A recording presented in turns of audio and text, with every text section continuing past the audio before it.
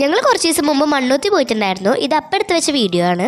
കുറച്ച് outdoor pots വാങ്ങാൻ വേണ്ടിയിട്ടാണ് പോയത്. ഞങ്ങൾ വിചാരിച്ചതിനേക്കാളും കളക്ഷൻസ് അവിടെ ഉണ്ടായിരുന്നു. എല്ലാ പോട്ട്സിനും അത്യാവശ്യം റേറ്റ് കുറവ് തന്നെയായിരുന്നു. അവിടെ പോയാൽ പിന്നെ കുറച്ച് കൺഫ്യൂഷനാണ്, കാരണം പല സൈസിലും കളേഴ്സിലും അവൈലബിൾ ആണ്. ഞങ്ങൾ കുറച്ച് പച്ചക്കറി തൈകളും ഫ്രൂട്ട്സും വെക്കാനുള്ള പോട്ട്സ് വാങ്ങാൻ വേണ്ടിയിട്ടാണ് പോയത്. ഞങ്ങൾ കുറച്ച് ദിവസമായി പ്ലാൻ ചെയ്യണം മണ്ണൂത്തി ഒന്ന് വരണം പറഞ്ഞിട്ട്.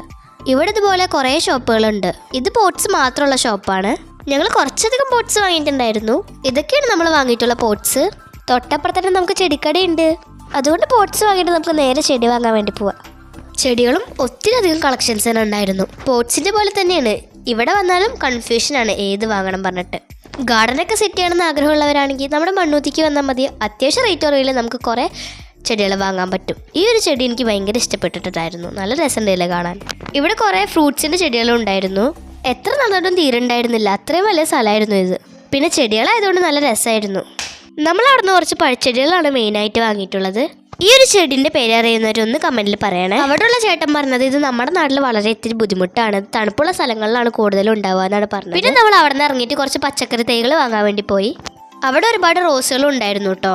പിന്നെ നമ്മൾ നേരെ ഫുഡ് കഴിക്കാൻ വേണ്ടിയിട്ടാണ് പോയത്. അപ്പോൾ ഇത്രയേ ഉള്ളൂ. ഇഷ്ടപ്പെട്ടെങ്കിൽ ലൈക്ക് ചെയ്യുക, ഷെയർ ചെയ്യുക, സബ്സ്ക്രൈബ് ചെയ്യുക. ടാറ്റാ.